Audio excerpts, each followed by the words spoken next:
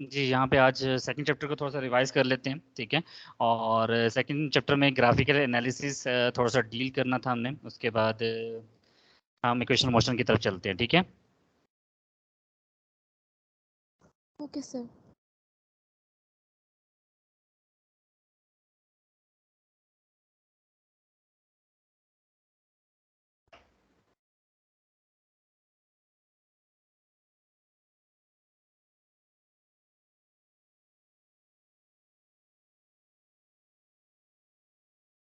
जी, तो सबसे पहले ग्राफ़िकल एनालिसिस में हमने सबसे पहले एक ग्राफ़ देखना है जिसे हम कहते हैं distance time graph.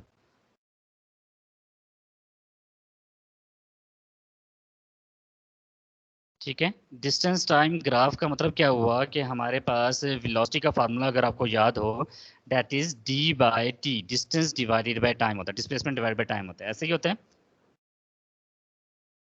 Yes sir.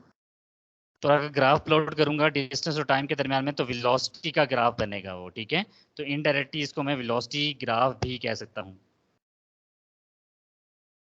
एक पॉइंट ये हो गया। दूसरी चीज़ अब एक्सप्लेन करने लगे हैं कि अगर मैं बात करूँ कि ज़ीरो वेलोसिटी, सबसे पहले ज़ीरो से स्टार्ट करते हैं। ज़ीरो वेलोसिटी, ज़ीरो वेलोसिटी का मतलब क्या हुआ कि देयर इज़ नो डिस्प्लेसमेंट, कोई बॉडी मूव ही नहीं कर रही, ठीक है? जब बॉडी मूव नहीं कर रही तो we have to draw a distance on the vertical axis and time on the horizontal axis. तो यहाँ पे ग्राफ बनाएंगे तो यहाँ पे डिस्टेंस नहीं हो रहा चेंज। डिस्टेंस जब चेंज नहीं हो रहा मतलब 5 मीटर आपने कवर कर लिया, वहाँ पे जाके रुक गए, तो डिस्टेंस वहीं पे रहा, 5 मीटर ही रहा, लेकिन टाइम आगे कंटिन्यू आ रहा है, 1 2 3 4 5 6 टाइम तो कभी रुकता नहीं, ठीक है? तो ये स्ट्रेट लाइन आपको शो कर रही है there is a zero velocity with the constant distance. Distance सिर्फ 5 मीटर ही रहा, ठीक है? और आगे चेंज नहीं हुआ। सपोज मैं करता हूँ कि ए बॉडी बी तक पहुंच गई और बी से आगे मूव नहीं कर रही, तो वहां पे वेलोसिटी जीरो होगी क्योंकि वहां पे रुक चुका है। ये क्लियर हुआ ग्राफ? सर ये डिस्टेंस टाइम ग्राफ है तो ये वेलोसिटी ग्राफ क्यों है? स्पीड का नहीं हो गई? डिस्टेंस टाइम, इसको डिस्प्लेसमेंट भी कह सकते हैं, डिस्टेंस भी कह सकते हैं, स्पीड ग्राफ भी कह सकते हो उसको। आप स्पीड ओके उसमें सर। कंफ्यूज हो रही हैं तो आप स्पीड ग्राफ भी कह सकती हैं, क्योंकि डिस्टेंस और डिस्प्लेसमेंट ग्राफिकल मेथड में आपको नहीं शो हो रहा, इसको स्पीड ग्राफ भी कह सकते हो आप। Okay sir. सिर्फ हम मैग्नीट्यूड की बात कर रहे हैं, डायरेक्शन की अभी बात नहीं कर रहे, तो इस वजह से इसको वेलोसिटी ग्राफ भी कह सकते हो, स्पीड ग्राफ भी इसका नाम दे सकते हो। ओके, तो यहाँ पे नेक्स्ट हम मूव करेंगे इसको, D for displacement, D for distance, कुछ भी ले लो। अच्छा, नेक्स्ट हमारे पास आ जाता है इफ़ यू आर मूविंग, अगर हम मूव कर रहे हैं और कांस्टेंट वेलोसिटी की तरफ मूव कर रहे हैं, तो कांस्टेंट वेलोसिटी का अगर ग्राफ देखें या कांस्टेंट स्पीड का भी आप दे सकते हो, उसको नाम दे सकते हो, तो डिस्टेंस उसी तरह वर्टिकल में, हॉरिजॉन्टल में टाइम आ जाएगा। और अगर कांस्टेंट की बात की जाए तो अगर मैं कहूँ कि 1 मीटर डिस्टेंस हुआ तो 1 मीटर ही, ओ सॉरी 1 सेकेंड ही उसका टाइम गुजरा। फिर 2 मीटर उसका डिस्टेंस हुआ तो 2 सेकेंड उसका टाइम गुजरा।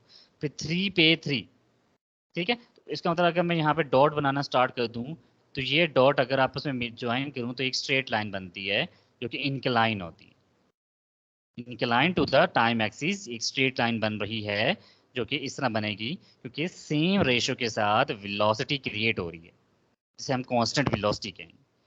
कैसे कि अगर मैं v is equal to D by T का फार्मूला लगा दूँ और डिस्टेंस यहाँ पे पहले 1 और टाइम 1 तो आंसर 1, इस तरह डिस्टेंस 2 तो टाइम 2, आंसर 1। वेलोसिटी में अगर डिस्टेंस 3 टाइम 3 तो आंसर फिर 1, तो आंसर सेम आ रहा है, that is a constant 1। Is it clear? Yes sir. Next अगर ग्राफ देखें, दैट इज अ वेरिएबल का हम ग्राफ देख रहे हैं, तो वेरिएबल में हम देखेंगे कि वेरिएबल में कैसे ग्राफ बनेगा। तो सेम वही एक्सिस बनाएंगे हम, वर्टिकल में डी और हॉरिजॉन्टल में टाइम। तो यहाँ पे देखेंगे अगर वेरिएबल की बात करें तो टाइम कभी टाइम के हिसाब से डिस्टेंस कभी ज़्यादा हो रहा है, कभी कम हो रहा है, कभी ज़्यादा हो रहा है, कभी कम हो रहा है, तो जिग जैग ग्राफ बनेगा। तो इसका मतलब क्या हुआ, अगर इसका रेशो लिया जाए तो वेलोसिटी कभी कांस्टेंट नहीं रहेगी, चेंज होती रहेगी, कभी ज़्यादा होगी, कभी कम होगी, फिर ज़्यादा होगी, फिर कम होगी, तो वो डिपेंड कर रहा होता है, ठीक है? तो ऐसा भी हो सकता है वेलोसिटी बार बार इंक्रीज होती जाए, पहले 2 आ रही है, फिर 3 आ रही है, फिर 4 आ रही है, इंक्रीज होती जाए, सेम ना रहे। ठीक है, उसे हम वेरिएबल वेलोसिटी का ग्राफ कहते हैं। Is it clear? Yes sir. कोई क्वेश्चन है तो पूछ लें।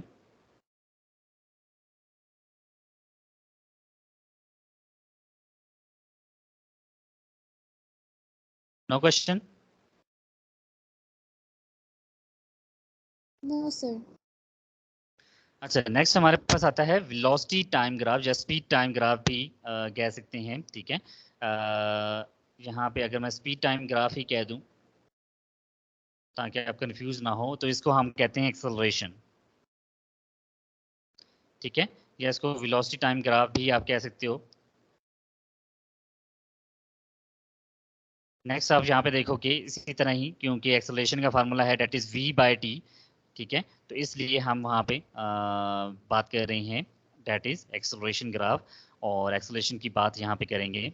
यहाँ पे देखेंगे, अगर हम ग्राफ बना रहे हैं बिटवीन डेट इज वेलोसिटी या स्पीड और टाइम के दरमियान में, तो वहाँ पे जीरो की बात करें, जीरो एक्सेलरेशन कब होगा। जिस तरह वेलोसिटी में जीरो था, तो जीरो कब हो रहा था, whenever there is a no change in displacement. लेकिन एक्सेलरेशन जीरो कब होगा? When there is no change in velocity.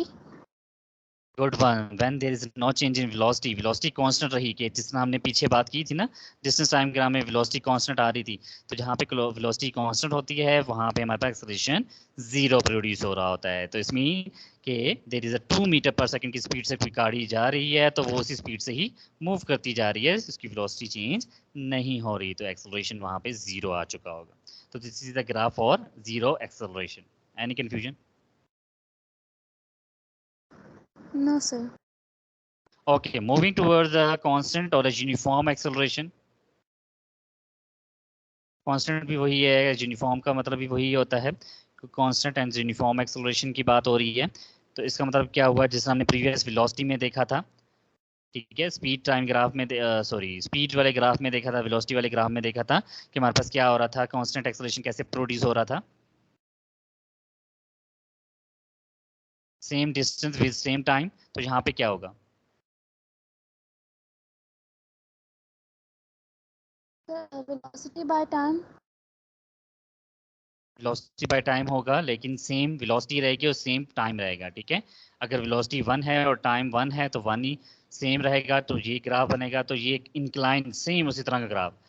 Constant acceleration है ना, तो सेम उसी तरह का ग्राफ बनेगा, कांस्टेंट के लिए इंक्लाइन बनेगा। ठीक है, तो क्यों, Okay क्योंकि sir. ये बताया ना कि 1/1, अगर एक्सेलरेशन का देखिए तो वेलोसिटी डिवाइड बाय टाइम है, तो वेलोसिटी भी 1 है और टाइम भी 1 है। वेलोसिटी 2 हो जाए, टाइम 2 हो जाए, तो वैल्यू पुट करते रहोगे तो आंसर सेम ही रहेगा। Okay sir. अच्छा, इसी के उल्टा ही एक और ग्राफ हम यहाँ पे देखते हैं, जिसे हम कहते हैं डेट इज डिसेलरेशन। डिसेलरेशन किसे कहते हैं? जिसे रिटार्डेशन भी कहते हैं, दो नाम है।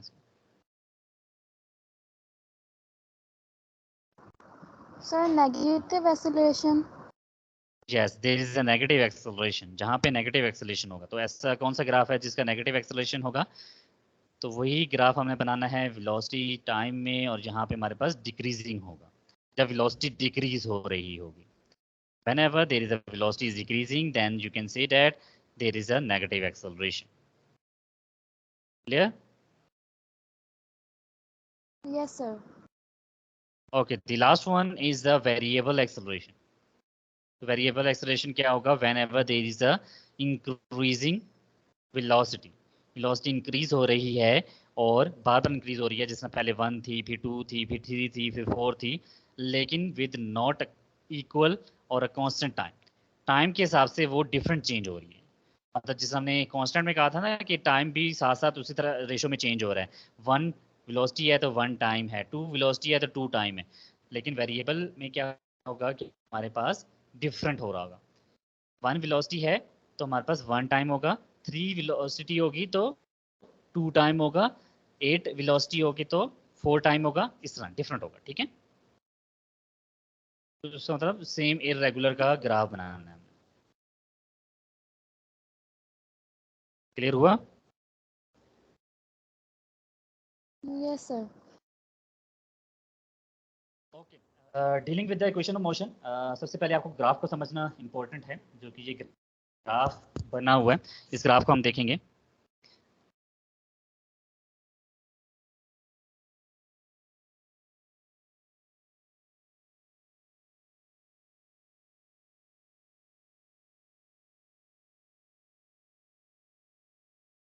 जी, इस ग्राफ में सबसे पहले आप देखेंगे कि हमारे पास एक लाइन शो की गई है।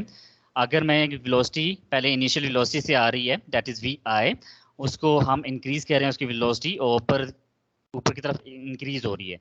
जब वेलोसिटी इंक्रीज हो रही होती है तो वहाँ पे एक्सेलरेशन प्रोड्यूस हो रहा था, इसलिए ये लाइन का जो ग्राफ है ना, तो एक्सेलरेशन बता रहा है।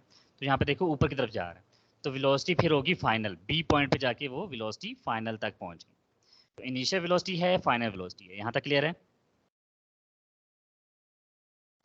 Yes sir. तो अगर मैं यहाँ पे देखूँ हॉरिजॉन्टल एक्सिस में, तो टाइम तो इंक्रीज हो रहा है ना, तो टाइम वहाँ तक टी हम कंसीडर करते हैं, total time that is multi.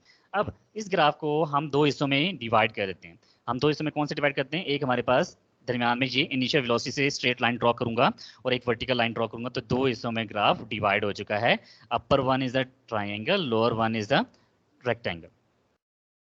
तो मुझे बता सकती हैं ट्राइंगल का फार्मूला क्या होता है एरिया का?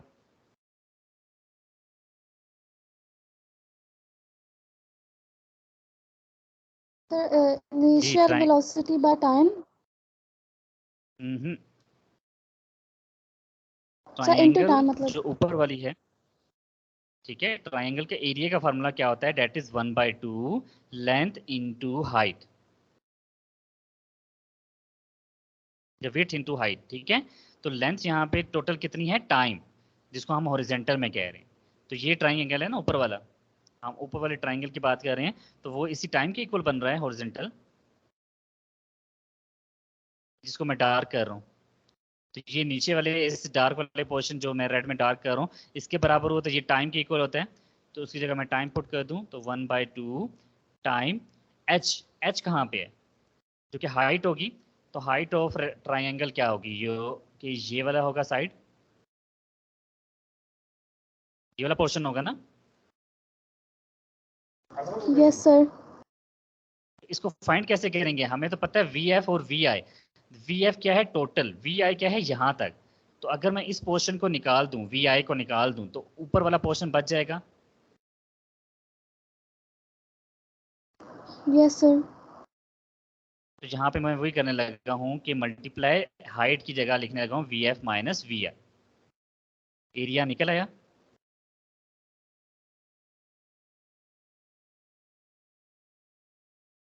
तो आपने एक फार्मूला पढ़ा था एक्सेलरेशन का, जिसको हमने कहा था change in velocity divided by time, ठीक है। तो चेंज का मतलब क्या होता है? फाइनल माइनस इनिशियल, ऐसे ही होता है। Yes sir. तो डिवाइडेड बाय टाइम है। तो ये देखें, अगर मैं टाइम को लेफ्ट हैंड साइड पे मल्टीप्लाई करूं, we get A T that is equal to V F minus V I. तो ये चीज़ अगर मैं इस जगह पे प्लेस कर दूं, वी एफ माइनस वी आई की जगह, कर सकता हूँ। Yes sir. तो ये जस्ट ए टी वहाँ पे रिप्लेस करने लगा हूँ मैं, ठीक है। ये प्रूव किया यहाँ पे मैंने, तो यहाँ पे आ गया हमारे पास that is 1/2 T into A T. तो ये देखें ग्राफ में हमारे पास ट्राइंगल के अंदर क्या लिखा हुआ है? Area equal to 1/2 T into A T. Clear हुआ?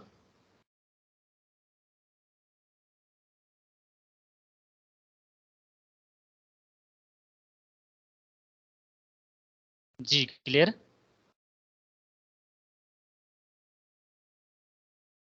सर वो लेंथ मल्टीप्लाई बाय हाइट, ये आपने कैसे रिप्लेस किया मुझे समझ नहीं आ रहा। लेंथ और मल्टीप्लाई हाइट, ट्राइंगल कहाँ पे शो हो रहा है? ट्राइंगल कहाँ बनी हुई है? ऊपर वाली या नीचे वाली ट्राइंगल है? सर नीचे वाली।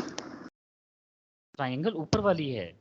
ट्राइंगल किसे कहते हैं? जिसकी तीन साइड्स होती हैं, तो तीन साइड्स ऊपर वाले की है ना, ये जिसको अभी मैं ड्रॉ कर रहा हूँ। ट्राइंगल की शेप पता है किस तरह होती है? ये होती है। तो ये कहाँ है? ऊपर है। Yes sir. इसके एरिया का फार्मूला क्या होता है? 1/2 लेंथ इंटू हाइट। तो लेंथ क्या होती है? ये इसका बेस वाला पूरा एरिया। हाइट क्या होती है? इसका ये वाला एरिया हाइट। यही हमने यहाँ पे इंक्लूड किया। Okay sir. अब सही है? क्लियर हुआ? Yes sir. अच्छा, जहाँ तक तो हमने ट्राइंगल का एरिया निकाल लिया, अब नीचे रेक्टेंगल बच जाता है। तो रेक्टेंगल का एरिया हम यहाँ पे निकालेंगे। यहाँ पे छोटा सा करके निकाल लेते हैं। That is rectangle area. तो रेक्टेंगल एरिया का फार्मूला होता है लेंथ इंटू विड्थ या ब्रेथ, जो भी ले लें। तो ये हमारे पास रेक्टेंगल, अभी मैं जिसको ड्रॉ करने लगा हूँ यहाँ पे आप देखेंगे ये रेक्टेंगल है। रेक्टेंगल की 4 साइड्स होती हैं इस तरह करके। ठीक है, इसके एरिया का फार्मूला लेंथ इंटू विड्थ होता है। लेंथ इसकी नीचे ले लें और विड्थ इसकी ये वाला पोर्शन ले लें। तो मुझे बता दें कि हमारे पास जो लेंथ है वो टाइम की इक्वल है, जिसमें प्रीवियस वन में था।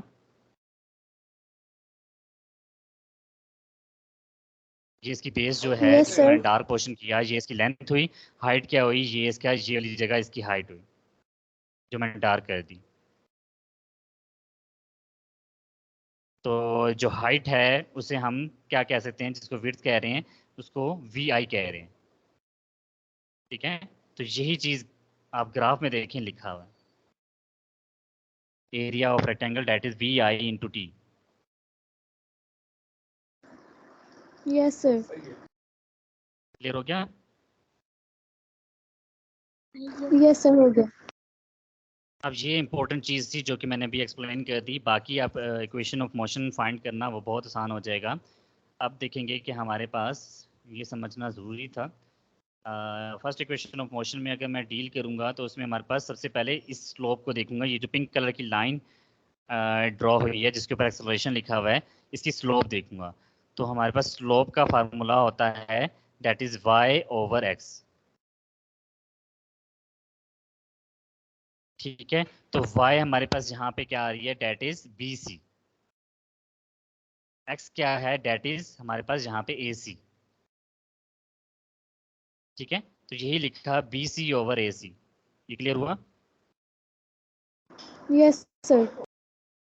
अच्छा, तो मुझे आप बता दें, जिस तरह अभी मैंने बात की थी, जो बी सी है तो वो यहाँ पे एग्जिस्ट कर रहा है। ठीक है, क्या मैं ऐसे कह सकता हूँ कि बी डी टोटल में से, बी डी जो टोटल है उसमें से ये सी डी निकाल दूँ मैं, तो वो बी सी के इक्वल आ जाएगा। B C equal to B D minus C D. Total में से सी डी को माइनस निकाल दूं तो वो बेसिकली क्या हो जाएगा? बी सी के इक्वल आ जाएगा।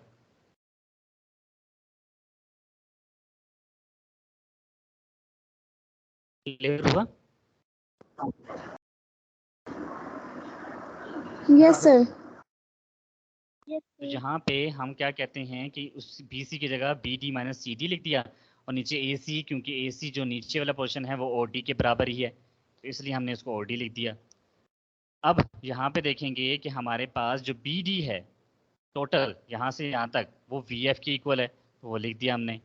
सी डी देखें किसके इक्वल बन रहा है? वो वी आई के इक्वल बन रहा है, वो लिख दिया हमने। ओ डी किसके बराबर है? वो टी टाइम के इक्वल है, वो लिख दिया। We have to just replace the values. Acceleration equal to V F minus V I divided by T आ जाएगा। तो टी मल्टीप्लाई करेंगे लेफ्ट हैंड साइड पे तो हमारे पास आंसर आएगा V F minus V I equal to A T. तो वी आई यहाँ पे नेगेटिव है, राइट साइड पे जाके क्या हो जाएगा? पॉजिटिव। तो आप देखेंगे V F equal to V I plus A T. Last equation. Any confusion? No sir, it's clear. इसी तरह हमारे पास सेकंड इक्वेशन आती है। सेकंड इक्वेशन में हमने दोनों जो एरिया निकाले थे ना, दोनों एरिया को ऐड कर देना है। तो area of rectangle that is V I T, area of triangle that is 1/2 T into A T. ये हमने जो भी फाइंड किए थे प्रीवियस वन, तो वो दोनों जो ट्राइंगल के अंदर भी लिखे हुए हैं दोनों को ऐड करना बस। ठीक है, तो यहाँ पे नीचे देखें S is equal to V I T plus 1/2 T into A T. T दो दफा है तो टी स्क्वायर हो जाएगा। तो लास्ट इक्वेशन देखें, S is equal to V I T plus 1/2 A T square. Okay sir.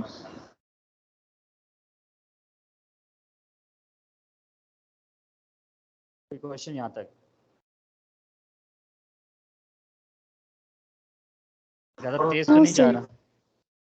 समझ आ रही है ना? No sir. जी sir. Okay, next one, third equation motion है। यस। सर मुझे आपकी स्क्रीन शो नहीं हो रही। इंटरनेट का इशू होगा। जी, नूरलैन बात कर रही हैं? No sir, Zainab. जैनब, नूरलैन आपको स्क्रीन शो हो रही है? यस सर, मुझे हो रही है। जी Zainab, I think so there is internet problem at your side. Yes sir, अब शो हो रही है बस। ठीक है, तो थर्ड इक्वेशन हम पढ़ने लगे।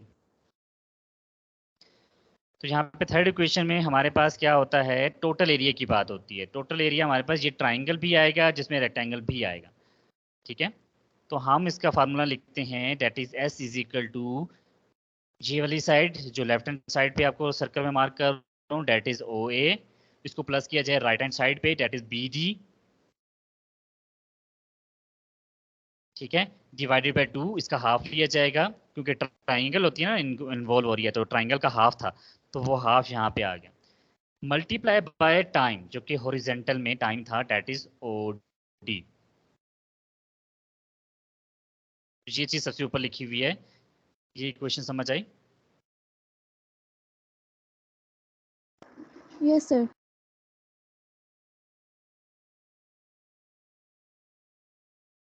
अच्छा, तो यहाँ पे अगर ये चीज समझ आ गई है तो 2 जो डिवाइड हो रहा है इस इक्वेशन में, वो लेफ्ट हैंड साइड पे चला जाएगा, तो ये नीचे वाली इक्वेशन आ जाएगी।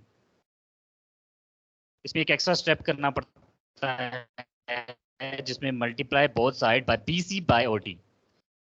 ठीक है, B C divided by O D से मल्टीप्लाई करेंगे ऑन बोथ साइड। ठीक है, तो आप देख रहे हैं नीचे वाली इक्वेशन में दोनों साइड पे 2s के साथ भी मल्टीप्लाई किया और राइट साइड पे भी मल्टीप्लाई किया, B C divide by O D. ये क्लियर हुआ स्टेप? Yes sir. तो राइट साइड पे देखें, ओ डी से कैंसिल हो जाएगा, बाकी रिमेनिंग टर्म यहाँ पे लिख दी गई है, O A plus B D into B C. और लेफ्ट हैंड साइड पे B C divide by O D, ये हम प्रीवियस कर चुके हैं। B C divide by O D किसके बराबर था? B C divided by O D किसके बराबर था? वो हमारे पास था एक्सेलरेशन के बराबर।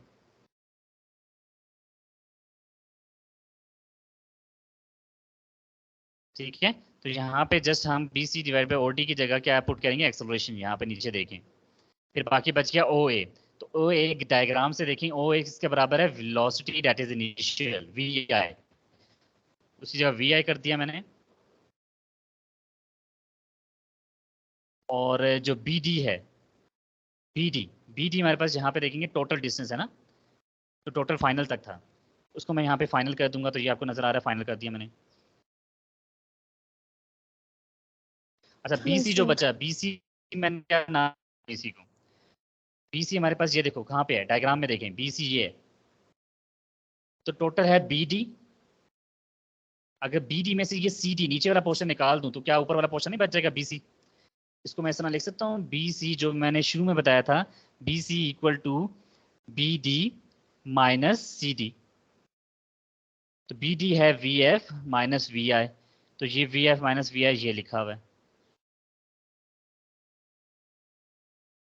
Any question? No sir.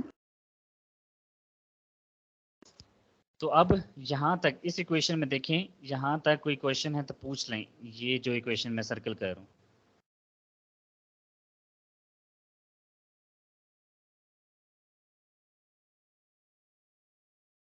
No sir. जी क्लियर है?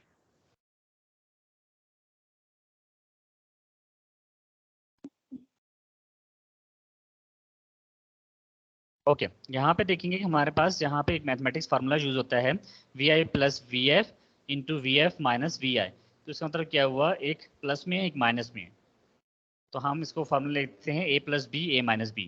तो उसका फार्मूला होता है A square minus B square. तो हमने कर दिया V F square minus V I square. बाकी लेफ्ट हैंड साइड ऐसे ही है 2as. Any confusion? No, sir. All clear? Yes, sir. जी क्या कह रही हैं?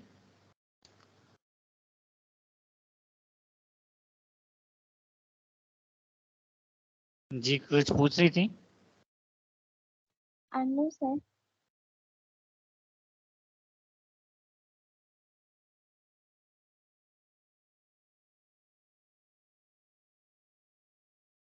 ओके यहाँ तक क्लियर हो गया तो मैं कुछ क्वेश्चंस पूछ लूँ आप लोगों से. Sir. सर आप क्या बोल रहे हैं? यस. सर आपने ये चैप्टर 2 की वो भेजी है रेडी हमें हैं? कह रहा हूँ मैं स्लाइड्स? क्वेश्चनों से जिसने कल पूछे थे. चैप्टर 2 की मुझे याद नहीं है. देखिए भेजी कि नहीं भेजी मैंने? नो सर, चैप्टर 2 की स्लाइड्स नहीं है।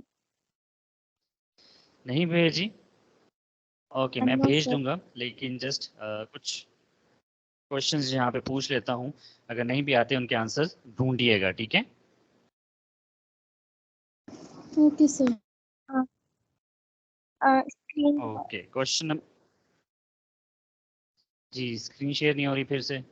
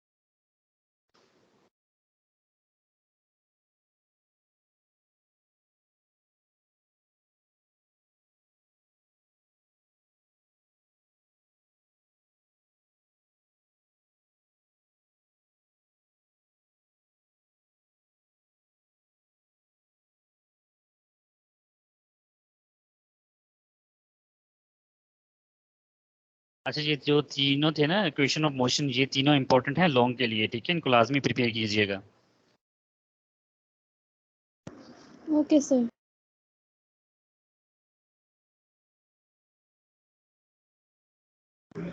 सर ये जो अभी आप रिवीजन वाले क्वेश्चन लिख रहे हैं ये आपको करके भेजने हैं?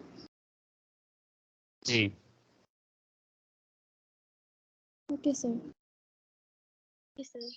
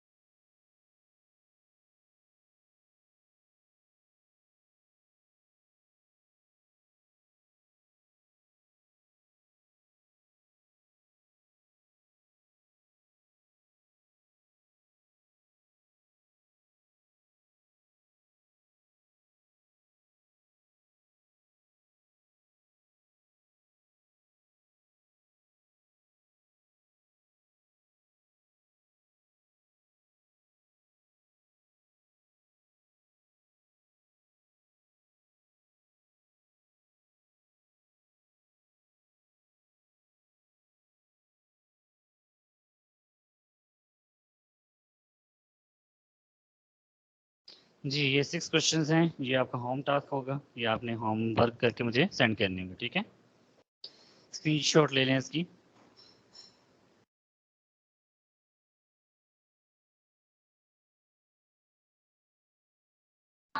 सर मुझे दिख नहीं रही। मुझे क्या हुआ? सर आपकी स्क्रीन नहीं दिख रही। सर आप ओके, मैं आपको चैट्स पे भेज देता हूँ, ठीक है?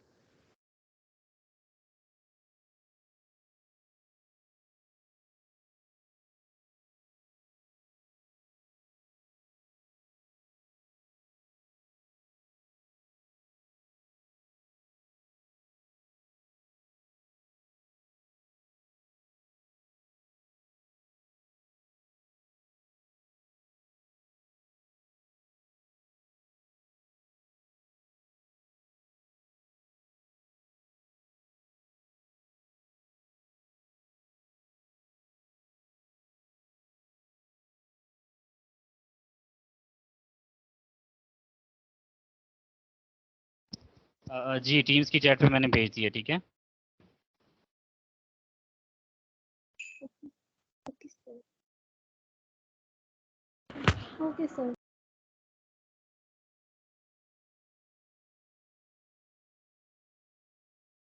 Okay, we have this lecture till this point. कल इंशाल्लाह फिर हम बाकी चीज़ें देखेंगे। आज के लिए